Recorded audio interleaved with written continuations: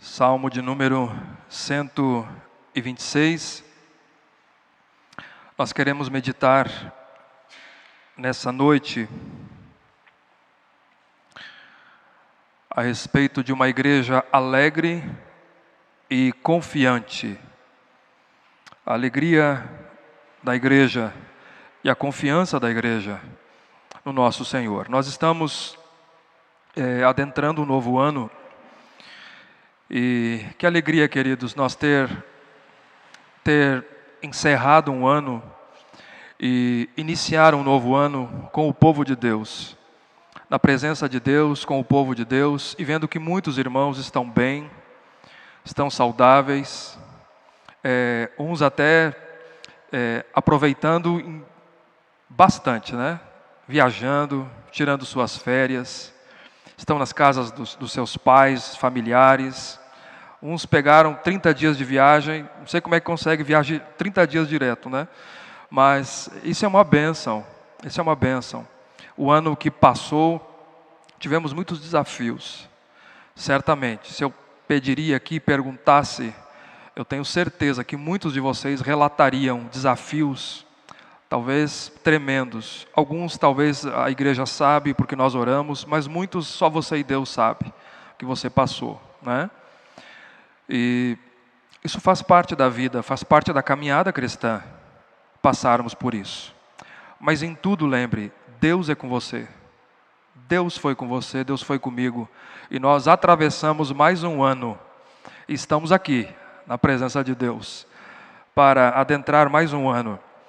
E eu creio que esse salmo, eu pensei no que eu ia trazer aqui nessa noite, eu entendo que ele é propício para a nossa reflexão nessa noite. Você sabe que o ser humano tem algumas tendências,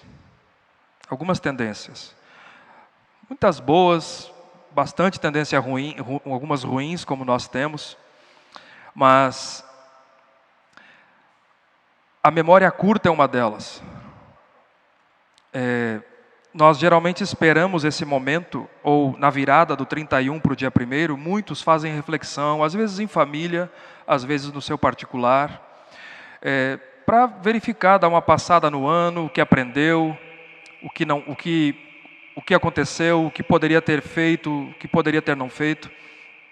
Mas, geralmente, no decorrer do ano, alguns fazem isso só no final do ano. Isso não é bom todos os dias, tá? Mas geralmente a tendência é de esquecer-se das dádivas, das bênçãos, da bondade de Deus, do que Deus tem feito na nossa vida, do que Deus já fez no passado, está fazendo no presente.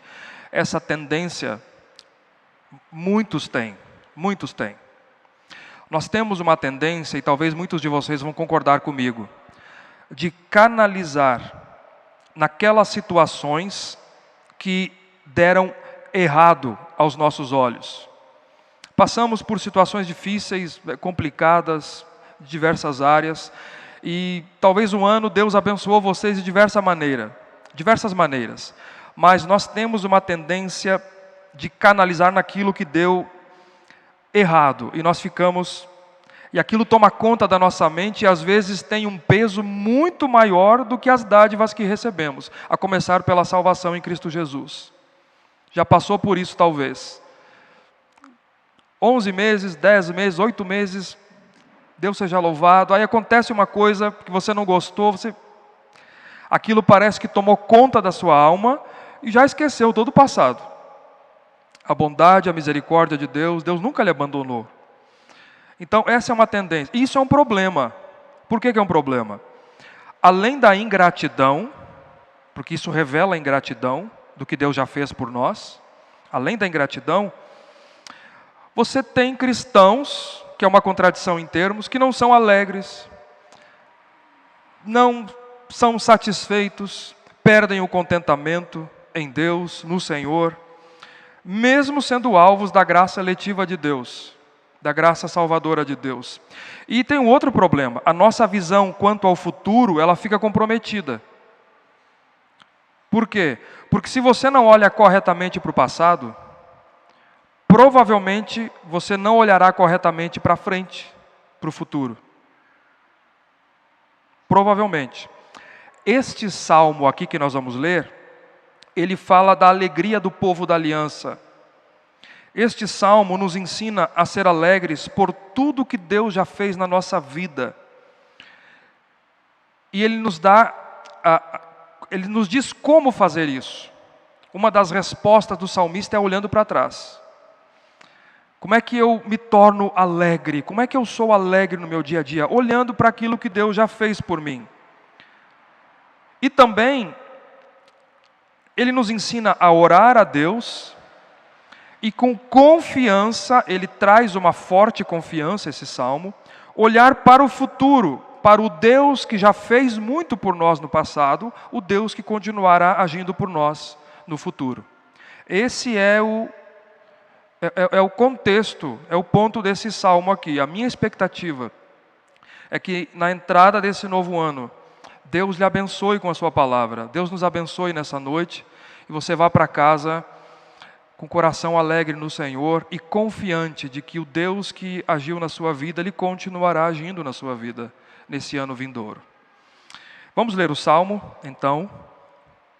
Diz assim: quando o Senhor restaurou a sorte de Sião, ficamos como quem sonha. Então a nossa boca se encheu de riso e a nossa língua de júbilo. Então entre as nações se dizia: grandes coisas o Senhor tem feito por eles. Com efeito, grandes coisas fez o Senhor por nós, por isso estamos alegres. Restaura, Senhor, a nossa sorte, como as torrentes do Neguev. Os que com lágrimas semeiam, com júbilo ceifarão. Quem sai andando e chorando enquanto semeia, voltará com júbilo trazendo os seus feixes.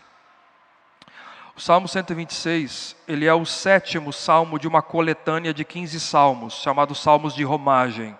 Nós já fizemos uma série aqui de exposições nesses salmos. Este é o 7º cântico dos degraus. Vocês recordam disso? Esse grupo de hinos provavelmente foi composto e era entoado pelos peregrinos judeus enquanto eles caminhavam em romagem em direção a Jerusalém, lá no Monte Sião, no templo, para adorarem a Deus com sacrifícios, que era o local de adoração estabelecido pelo próprio Deus. Isso era feito anualmente, de acordo com a lei de Moisés. Está registrado no livro de Levítico, capítulo 23. Nas grandes festas anuais, na Páscoa, no Pentecostes e na festa dos tabernáculos. Todo judeu tinha que fazer isso. E enquanto as famílias peregrinavam até a Cidade Santa, com possibilidades diversas de dificuldades e em muitas situações, adorar ao Senhor, eles cantavam, eles adoravam a Deus, entoavam esses hinos. O salmo é o inário de Israel. Nós temos o novo cântico, né? O inário novo cântico. O salmo é o inário da nação de Israel. O que são os salmos? São poemas compostos ou escritos para serem cantados. Isso são salmos, tá? E ao chegarem lá, é possível que eles entoassem esses cânticos novamente, reafirmando as bênçãos de Deus. Então, você sabe que muitos judeus viviam na Palestina, mas mesmo no período já posterior, mesmo aqueles judeus que viviam da diáspora, que nós chamamos, viviam fora de Israel, de Jerusalém, que foram expulsos de Jerusalém e se perderam ao longo, desde o cativeiro babilônico, nesse período aqui, eles se reuniam em caravanas, em famílias, e eles viajavam para Jerusalém, levando suas ofertas, trazendo um filho, talvez 2, 3, 4, a esposa, os animais para o sacrifício, e durante a caminhada eles entoavam esses cânticos ao Senhor, por conta do livramento, por conta do livramento de Deus dos perigos.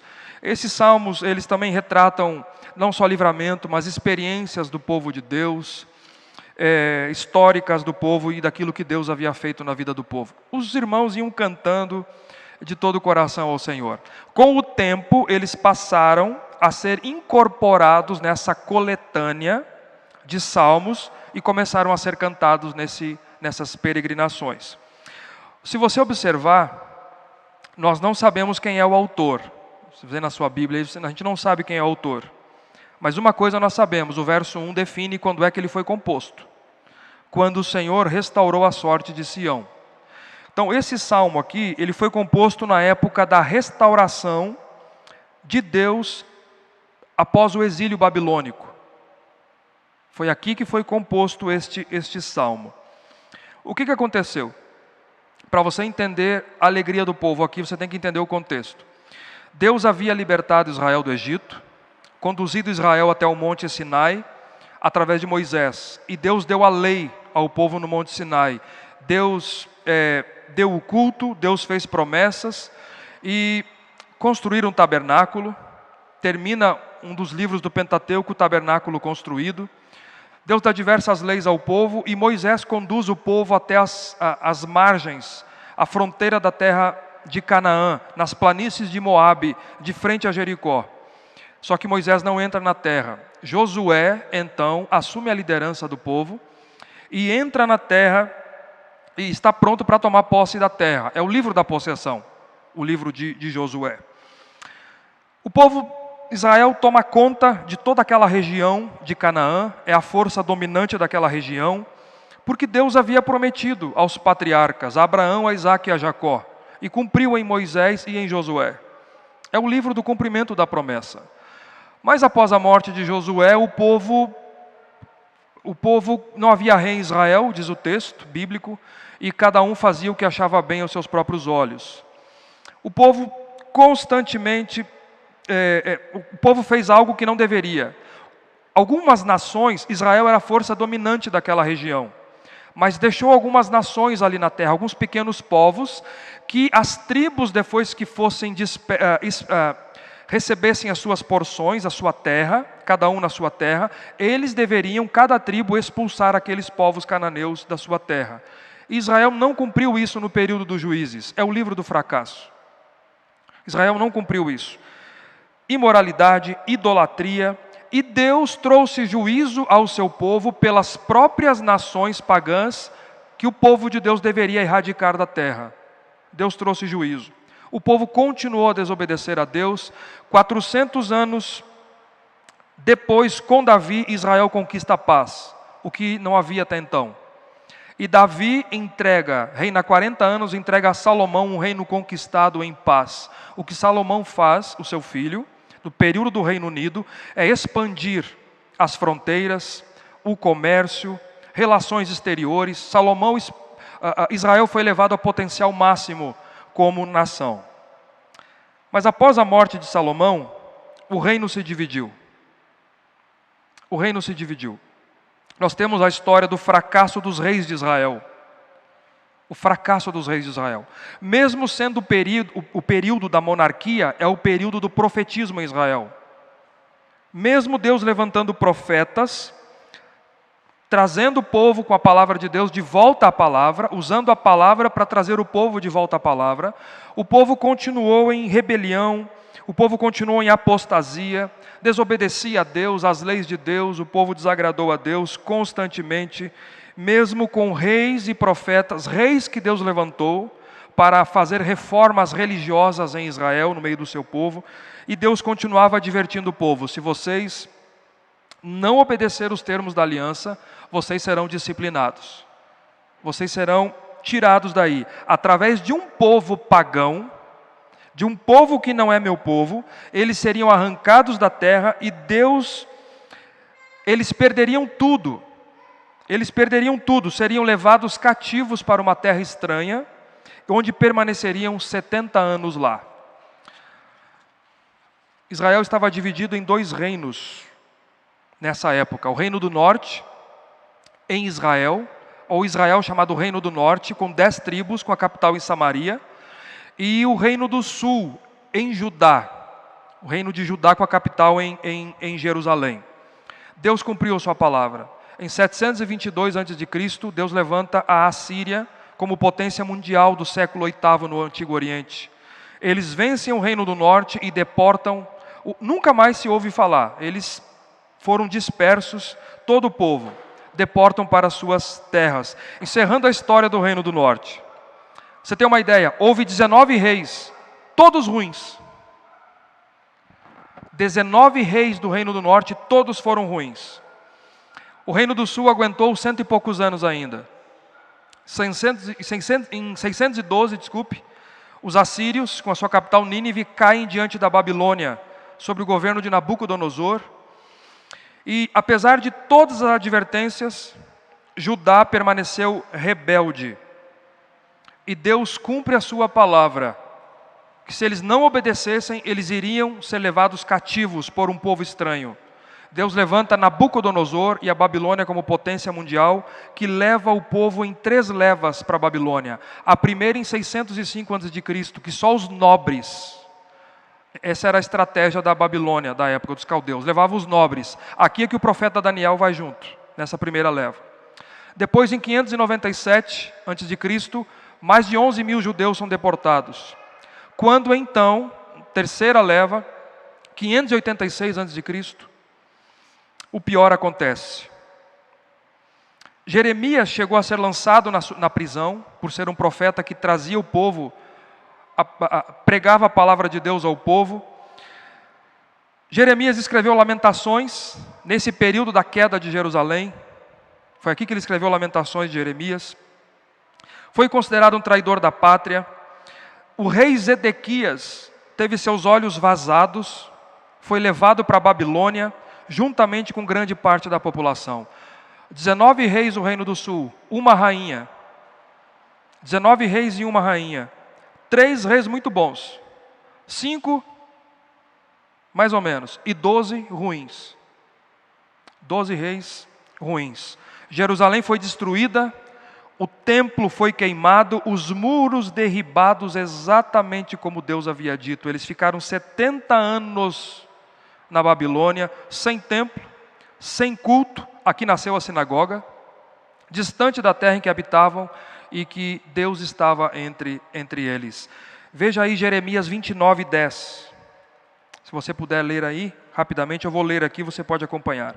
Assim diz o Senhor, Jeremias 29, 10. Logo que se cumprirem para a Babilônia 70 anos, atentarei para vós outros e cumprirei para convosco a minha boa palavra, tornando a trazer-vos para este lugar. Deus lembrou-se do seu povo. Deus havia dito antes, e Deus lembrou-se do seu povo, da sua aliança, da sua misericórdia. E Deus agiu graciosamente.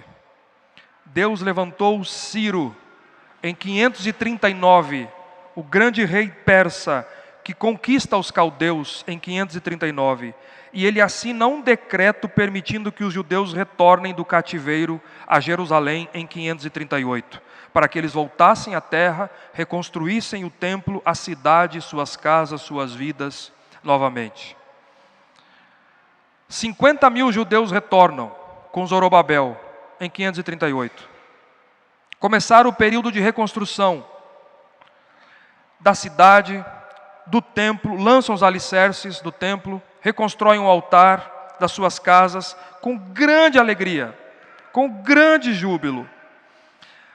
Mas ainda havia empecilhos, ainda haviam lutas, ainda haviam dificuldades no retorno, oposição dos povos vizinhos, os samaritanos que estavam na terra, porque a terra não ficou vazia. O povo saiu, veio gente morar lá.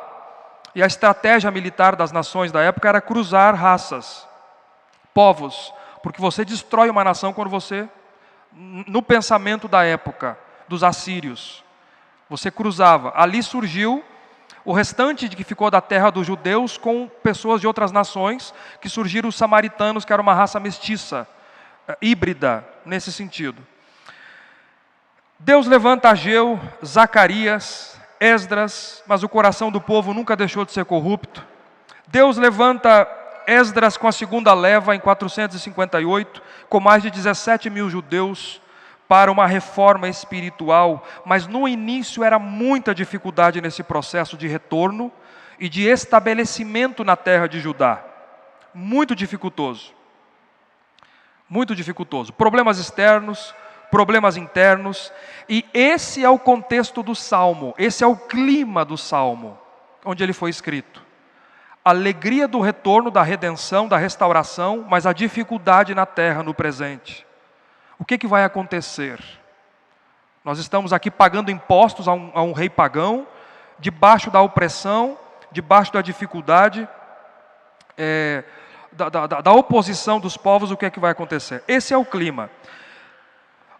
Duas partes o Salmo tem básica. Primeiro, versos 1 a 3, ele vai descrever a alegria do povo de Deus pela restauração concedida, depois de um longo período de exílio.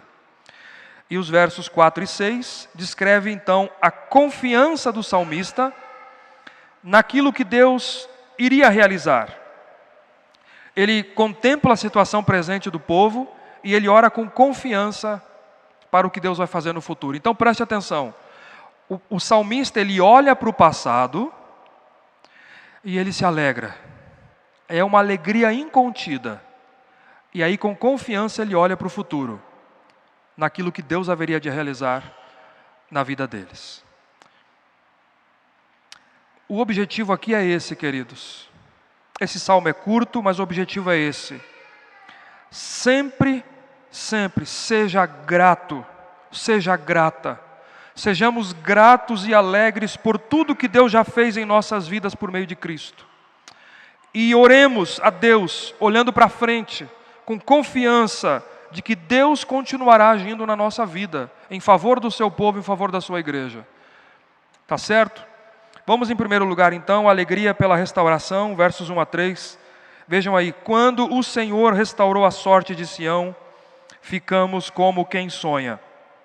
Perceba de imediato aqui, que o salmista, quando ele olha para o passado, quando o povo é restabelecido à terra, a Sião, a Jerusalém, ele assume aqui que não foi simplesmente um ato político, envolvendo um decreto do governador do governador persa chamado Ciro, mas ele entende que foi algo decretado por Deus.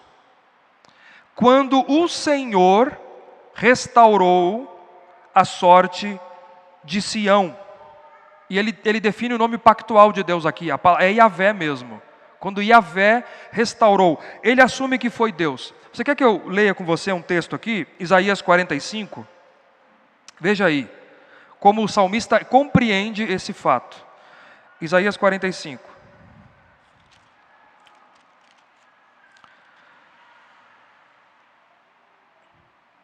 Verso 1. Assim diz o Senhor ao seu ungido a Ciro, 150 anos antes de Ciro. 150 anos antes. A quem eu tomo pela mão direita para abater as nações ante a sua face. Verso 2. Eu irei adiante de ti, endireitarei os caminhos tortuosos. Verso 3. Dar-te-ei os tesouros escondidos e as riquezas encobertas, para que saibais que eu sou o Senhor, Deus de Israel, que te chama pelo nome. Por amor do meu servo Jacó, verso 4, e de Israel, meu escolhido, eu te chamei pelo nome e te pus o sobrenome, ainda que não me conheces. Eu sou o Senhor e não há outro. Além de mim, não há outro. Verso 12. Eu fiz a terra e criei nela o homem. As minhas mãos estenderam os céus e a todos os seus exércitos dei as minhas ordens. Eu, na minha justiça, suscitei a Ciro e todos os seus caminhos endireitarei. Ele edificará minha cidade e libertará os meus exilados, não por preço nem por presente, diz o Senhor dos exércitos. 150 anos antes de Ciro. Eu suscitarei Ciro. Ele edificará a minha cidade e ele libertará os meus exilados. Segundo Crônicas termina com o decreto de Ciro. Segundo livro das Crônicas. E o livro de Esdras, ele inicia exatamente nesse ponto. Se você vê o livro de Esdras,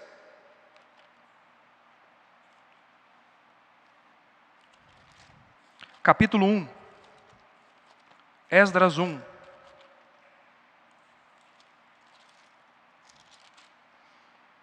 Setenta anos depois, Esdras 1, no primeiro ano de Ciro, rei da Pérsia, para que se cumprisse a palavra do Senhor por boca de Jeremias, Jeremias 29, 10. Despertou o Senhor, Quem desperta é Deus. Despertou o Senhor o espírito de Ciro, rei da Pérsia, o qual fez passar pregão por todo o seu reino, como também por escrito, dizendo: assim diz Ciro, rei da Pérsia: o Senhor, Deus dos céus, me deu todos os reinos da terra e me encarregou de lhe edificar uma casa em Jerusalém de Judá. Versos 7 e 8 diz que Ciro tirou os utensílios da casa do Senhor, os quais Nabucodonosor tinha trazido de Jerusalém e tinha posto na casa dos seus deuses. Tudo foi preservado. Tudo que foi arrancado do templo em 586 foi preservado, e o texto diz que Deus desperta o coração de Ciro, 70 anos depois, para então cumprir a sua palavra. Todo o utensílio do templo saqueado foi devolvido, nessa ocasião aqui. Por isso que o salmista e Esdras têm o entendimento de que o decreto de Deus, de que a restauração aconteceu pelo decreto de Deus, via providência Ciro. Aqui a gente aprende algumas lições, queridos. A primeira delas: Deus é fiel em cumprir a sua palavra. Deus é fiel em cumprir a sua palavra. Deus é fiel em cumprir as suas promessas. Segunda lição que nós aprendemos: é Deus quem faz. Quando Ele quer, Ele faz. É Deus quem chama. É Deus quem move as circunstâncias. É Deus quem inclina o coração de reis. É Deus quem estabelece. É Deus quem retira. É Deus quem por sua providência executa toda a sua vontade. É Deus quem faz. Tudo depende de Deus e da boa vontade de Deus. E a terceira lição, você percebe que a restauração do povo é uma obra soberana da parte de Deus. Deus levanta um rei, abate esse rei através de outro rei. Deus levanta uma nação, abate essa nação através de outra nação. Deus levanta um rei pagão, ímpio, que não lhe conhece, mas Deus desperta o coração dele para o bem do seu povo. A restauração do povo de Deus é uma obra soberana da parte de Deus e não cabe mérito humano aqui. Não cabe mérito algum da parte do homem nesse processo redentor. No processo redentor não cabe mérito humano. Você percebe depois do verso 1 que o salmista descreve o sentimento do povo restaurado. 3 efeitos. O Senhor, pelo seu decreto, restaurou-nos a Sião. 3 efeitos. Perceba o sentimento do povo. Primeiro, nós ficamos como quem sonha. Quando o Senhor restaurou a sorte de Sião, ficamos como quem sonha. O povo ansiava tanto tempo por aquele momento, do cumprimento da promessa, do retorno à sua terra, que a sensação era essa aqui. Parecia um sonho para aqueles que voltavam. Eles diziam: parece que estamos sonhando. Pelo tempo, você percebe isso no regresso, no livro de Esdras. Muitos haviam esperado a vida toda no cativeiro, foram jovens para lá e retornaram anciãos. Aliás, esses choram quando vêm as bases da fundação do novo templo em Jerusalém. Comparado com o templo de Salomão, eles entram em desespero. Então você tem uma mescla no retorno. Os mais velhos chorando porque a suntuosidade do templo de Salomão, com a fundação daquele segundo templo, e os mais novos que não conheceram a terra e nem o templo, e que nasceram na Babilônia se alegrando, em alegria, em festa. Esse é um misto. Agora são anciãos que estão de volta, são seus filhos que ouviram história sobre a terra, história sobre o templo, sobre o culto no templo, sobre os antepassados. Eles disseram: nós ficamos como quem sonha, quando o Senhor restaurou a sorte de Sião. Segundo efeito, verso 2: a nossa boca se encheu de riso e a nossa língua de júbilo. Os que foram zombados agora riam. Alegria incontida do povo. Não paravam mais de louvar a Deus. Antes do exílio, no exílio, isso não acontecia. No período do exílio isso não acontece, o sentimento é outro. Você lê o Salmo 137, você percebe o sentimento do povo. No Salmo 137, ele diz assim: às margens dos rios da Babilônia nós nos assentávamos e chorávamos, lembrando-nos de Sião. Esse era o sentimento do povo. Agora, a boca se enche de riso. Se enche de riso. Esse verbo aqui está na voz passiva e retrata o passado, está no imperfeito, né? Então, é ser cheio, você estar completo, ser preenchido. Ser preenchido. A nossa boca foi preenchida de riso, nós fomos cheios de riso. O sentimento do povo quando Deus restaurou o povo. O clima era de júbilo, o clima era de alegria, de deleite na salvação que Deus havia dado. Era uma alegria em Deus. Depois de um longo período de tristeza, era uma alegria em Deus. Porque, meus irmãos, quando o coração ele é tomado, ele é cheio de alegria, a língua salmodia, ela expressa apenas sentimentos que estão no nosso coração. Por isso havia gratidão no coração. E aqui eu queria dizer algo importante, meus irmãos. Assim deveria ser conosco.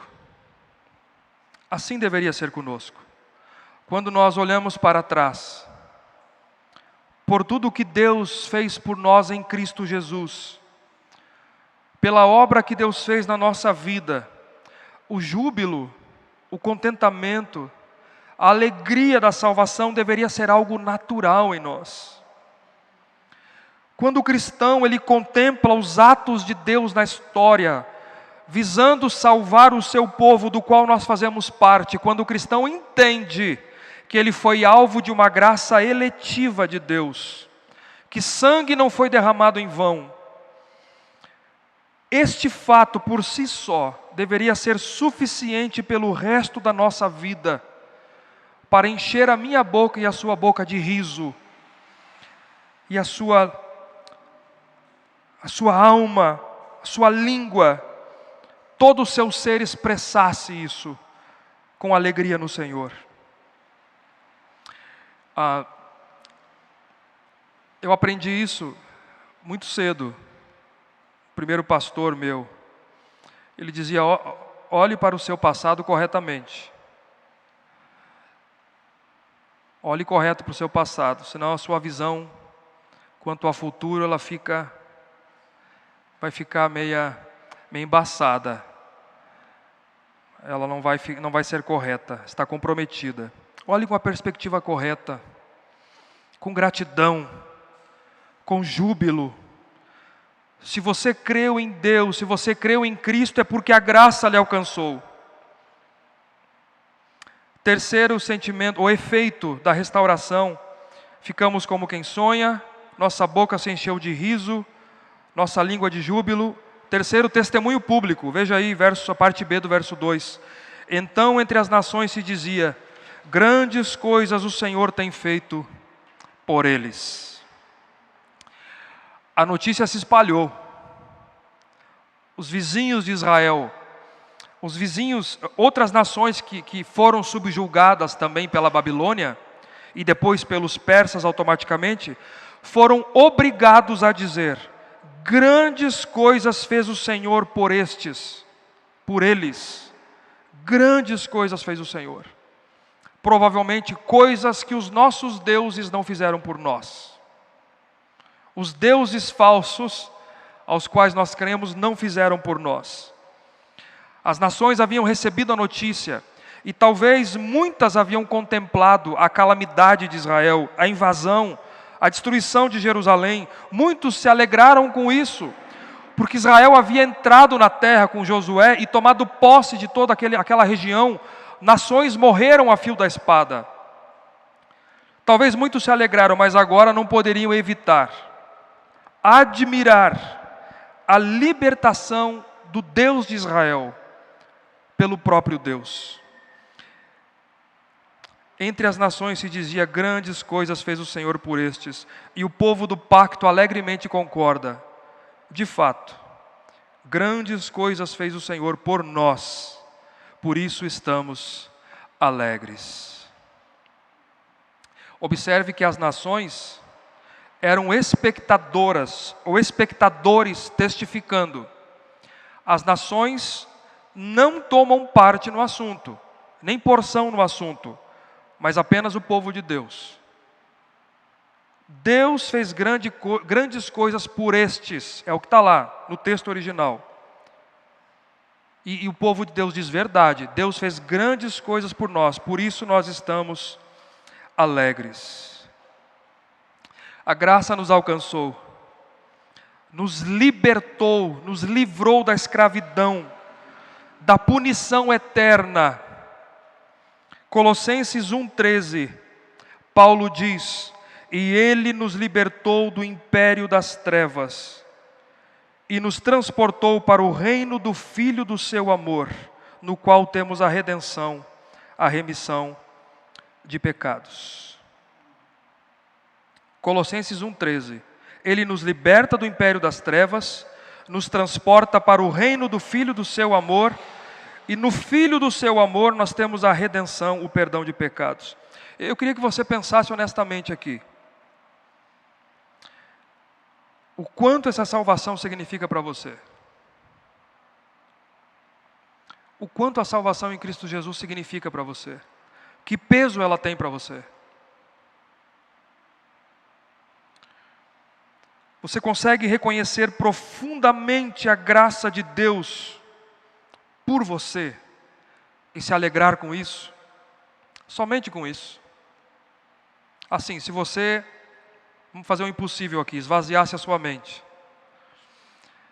e pensasse somente de tudo que você tem e possui e das benesses que Deus já lhe deu. Só a graça de Deus, graça salvífica, salvação, é suficiente para a alegria, para a sua alegria? Davi dizia: a tua graça é melhor do que a vida, por isso os meus lábios te louvam. A tua graça é melhor do que a vida. Como seria uma maravilha se todo cristão pudesse dizer isso. Senhor, independente do que eu tenho nesse mundo, independente de onde eu possa ir nesse mundo, uma coisa eu posso dizer: a tua graça para mim é melhor do que a vida. Ela é melhor do que a vida. Então, em primeiro lugar, o salmista, representando o povo, ele olha para o passado e ele se alegra pela restauração concedida, pelo que Deus já fez. Segundo, agora, ele, contemplando a situação presente, ele olha para frente, com confiança para aquilo que Deus irá fazer, aquilo que Deus irá continuar agindo em favor do seu povo. Ele registra em primeiro lugar a sua oração, veja o verso 4. Restaura, Senhor, a nossa sorte, como as torrentes no Negev. A primeira pergunta que eu fiz, a gente faz analisando o Salmo, é por que restaurar se Deus já havia libertado o povo com o decreto de Ciro? Né? O decreto já aconteceu, 538, o povo já está em sua terra nessa dificuldade aqui. Mas, em primeiro lugar, preste atenção, você verifica isso em Esdras, Neemias. Os últimos livros do Antigo Testamento estão num conjunto só. Esdras, Neemias e Ester. Esdras, Neemias e Ester. Se você pegar o livro de Esdras, entre o capítulo 6 e o capítulo 7, passam-se 58 anos. Tem uma lacuna de 58 anos. Aqui você encaixa Ester.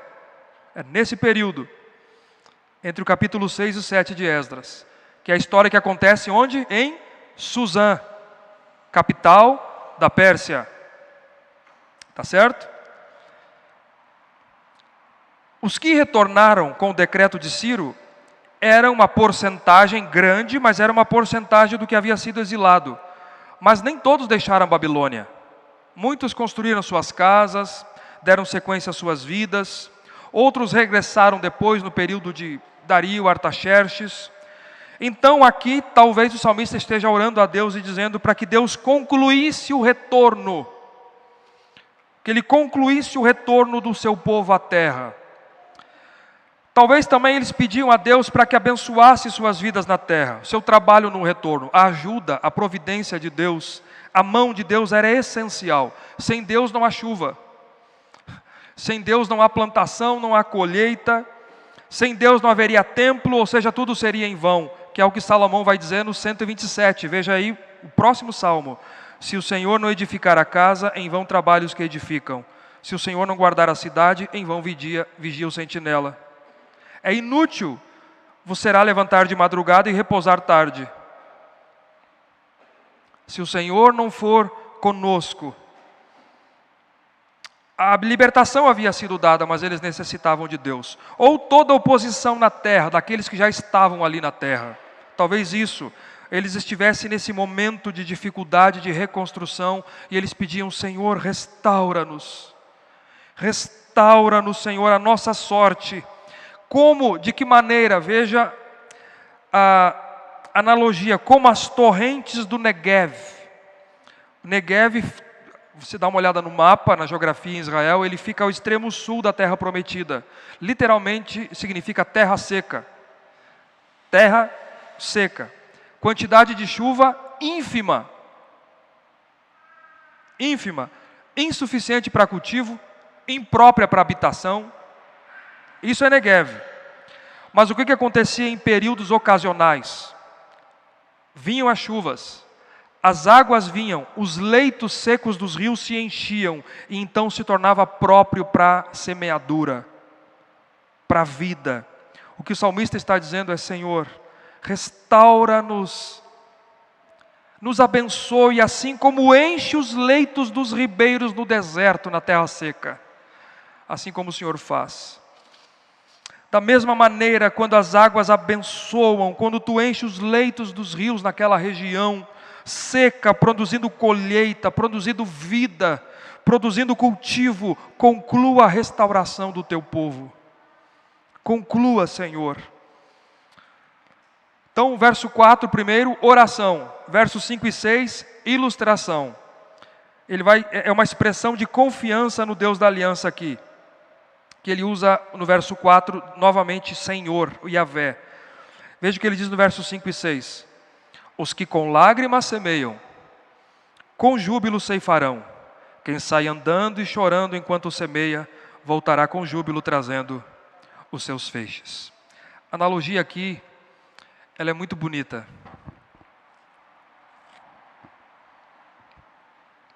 Em períodos na região seca, como aquela, era muito dificultoso para o agricultor e para a subsistência, a sobrevivência da sua família.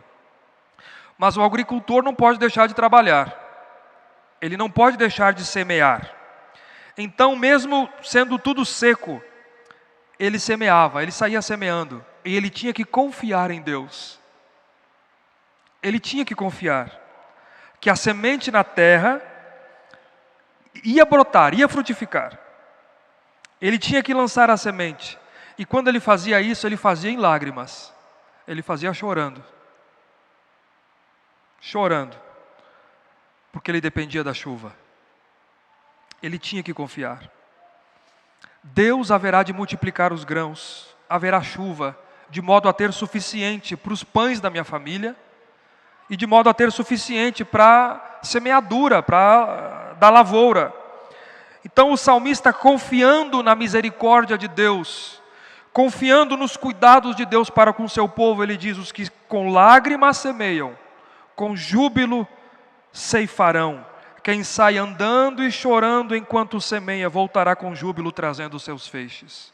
Ele remonta o que aconteceu e ele projeta para o futuro. Ele projeta para o futuro. Da mesma forma,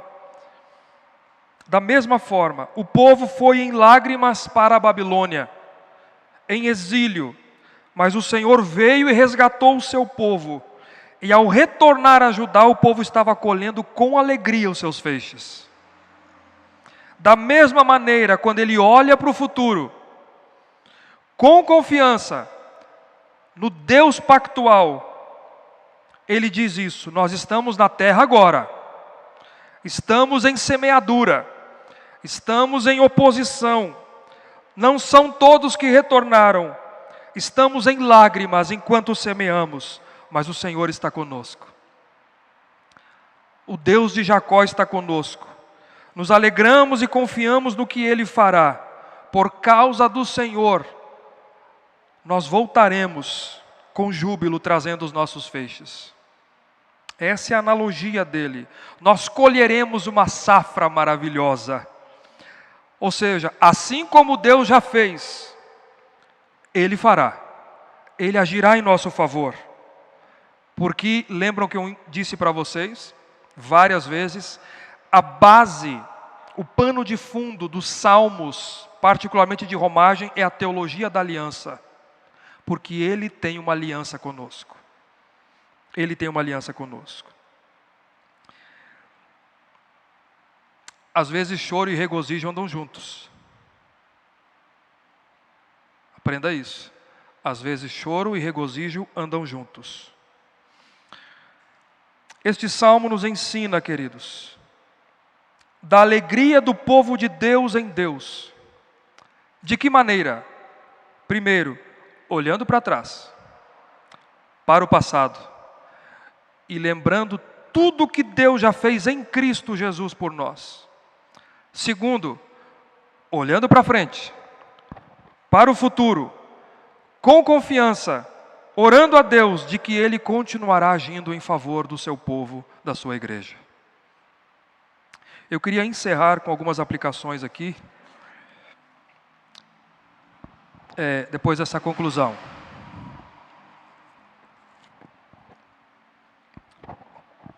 Aqueles que estão nos acompanhando também pela internet, pelo nosso canal, gostaria que você ouvisse isso também. Quando você e eu olhamos para trás, e agora vemos claramente a graça de Deus para conosco, o que é que isso produz em você?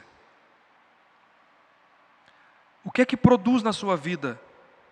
Ou de outra maneira, qual é a razão da sua alegria? Responda para você mesmo. Se refletíssemos melhor, meus irmãos, em tudo que Deus já fez por nós, a começar pelo seu plano eterno que culmina na encarnação do Filho, nunca mais refletiríamos na nossa vida, ou no ano de 2023, ingratidão, infelicidade, porque não há maior vitória do que essa. Nós esperamos vitórias, né? O pessoal diz assim, né? Vitórias nesse ano, vitórias. Não há maior vitória do que essa. Cristo crucificado no seu lugar. Cristo crucificado no seu lugar e ressurgindo dos mortos para lhe dar vida, lhe garantir vida eterna. Esse fato, por si só, te alegra profundamente, mais do que tudo, quando você olha para o passado, quando você olha para trás, para a redenção. O melhor Deus já fez por você. Deus já fez. Mas às vezes você não lembra. Você esquece. Outra coisa suplanta. Tem mais peso. O que enche a sua boca de riso? O que faz você ficar como quem sonha? Já pensou nisso? O que mais faz você ficar como quem sonha e enche seu coração de riso? Você e eu precisamos lembrar de algo. Deus fez por nós e nós não merecíamos, se por um instante, eu sei que eu estou falando para presbiteriano aqui, mas tem muita gente que nos assiste.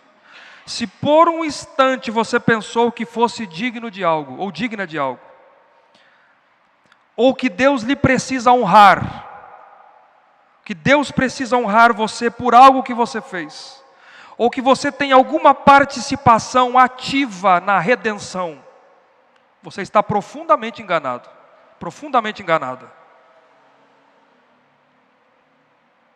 Tudo foi de graça, imerecido, benevolente, amoroso da parte de Deus, isso é graça. Portanto, ao olhar para a sua vida, para o seu passado, veja a graça, veja a eleição divina, veja a libertação da culpa, libertação da condenação. Culpa que foi lançada sobre o Filho de Deus. A salvação do inferno eterno destinado ao diabo e aos seus anjos e a todas as coisas que Deus tem feito pela sua vida e pela sua família. Se alegre, sim, com as coisas que Deus lhe deu aqui. Você é mordomo de Deus. Homem e mulher, somos mordomos de Deus. Tudo é de Deus. Não diga assim, isso aqui é meu. Tecnicamente está errado. É de Deus. Você é um administrador, administradora, mordomo de Deus. Se alegre com isso e cuide daquilo que Deus entregou nas suas mãos. Porque é dele, tem que voltar para ele, tem que ser para a glória dele. Mas a sua maior satisfação, se alegre nisso, mas a sua maior satisfação e alegria o que é? Que seja o Senhor. E o maior presente que Ele já lhe deu, que é o seu único filho. Eu queria que você iniciasse esse ano com essa cosmovisão, com esse pensamento. Com esse pensamento. Segundo, ao olharmos para trás e vermos o poder, a misericórdia de Deus, resta-nos confiar nele para o futuro. Confie em Deus.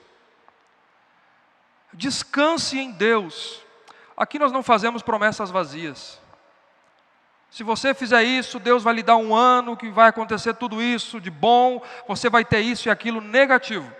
Confie no Senhor, na alegria e na tristeza, na dor, no júbilo, no sofrimento, confie no Senhor e descanse em Deus. Aprenda a descansar em Deus. Isaías 64, verso 4 diz assim: porque desde a antiguidade não se ouviu, nem com os ouvidos se percebeu, nem com os olhos se viu um Deus além de ti, que trabalha para aqueles que nele esperam. Isso é a palavra de Deus. Se você não olhar para o passado com a visão correta, a sua visão para o futuro estará comprometida. Irmãos, entenda isso, para Deus, para o nosso Deus, o amanhã é o eterno agora. Deus tem o controle de tudo, decretou tudo. Tudo está nas suas mãos. Se alegre e confie.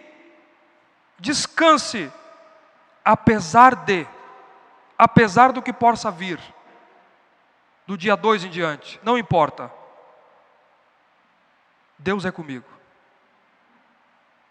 E Ele trabalha em meu favor, mesmo através das piores dificuldades. Estamos em um novo ano, e eu queria que você aprendesse isso. Com a escritura, com este salmo e com o tempo, com experiência de vida. Aprenda isso aqui. Há coisas que Deus não concede a você e não vai conceder. Porque Ele é Deus e Ele faz o que Ele lhe apraz. Não adianta. Você pode orar por coisas lícitas, é lícito. Mas Deus não vai dar. Agora preste atenção. Há coisas que Deus nos concede repentinamente, como a salvação. É um ato soberano da parte de Deus. A regeneração é isso. É uma ação sobrenatural, instantânea do Espírito de Deus no coração, na vida do pecador, outorgando nova vida a ele. Tem coisas que Deus lhe dá repentinamente. Outras, Deus lhe concede com o passar do tempo. Não é hora ainda. Não se desespere, ainda não é hora. Ainda não é hora. Tem hora para tudo. Certo? Com o passar do tempo. Outras vêm depois de você semear muito, chorar muito e esperar muito, com muita paciência. Mas Deus não erra. Algumas coisas Deus lhe dá instantaneamente. Outras Ele dá com o passar do tempo. Porque Ele sabe o que faz. Eu e você não sabemos o que dizemos. E outras, você tem que trabalhar. Você tem que semear. Você vai chorar muito.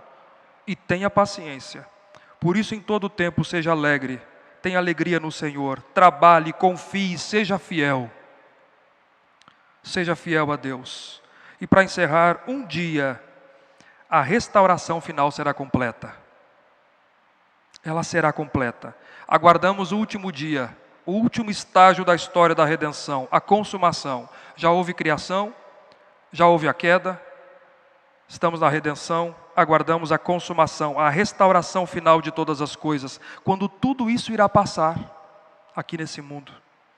Cristo voltará, haverá ressurreição dos mortos, haverá juízo final, e nós, os que esperamos nele, entraremos pelas portas no novo céu e na nova terra, e estaremos para sempre com o Senhor. Aguarde pacientemente por essa restauração final, porque afinal, nós somos peregrinos nesse mundo, somos romeiros, estamos em romagem, assim como eles, mas não mais a Jerusalém terrena, mas a celestial.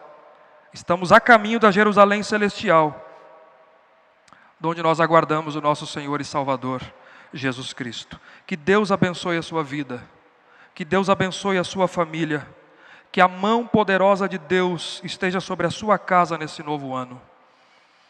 Que o Senhor seja com essa igreja, porque se o Senhor for conosco, nós temos tudo o que nós precisamos.